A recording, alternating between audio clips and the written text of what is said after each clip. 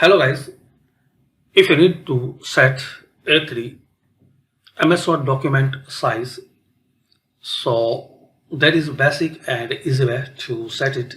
Just in this top side you will see some tabs.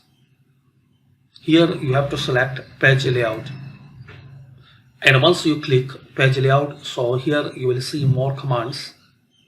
Here is the size, click on this drop down, and here is the most popular document size like A3, A4, A5. So select as your requirement. So in case you want to set A3, so select it. Now paper size is A3. To make it as a default, so more paper size and click on set as default.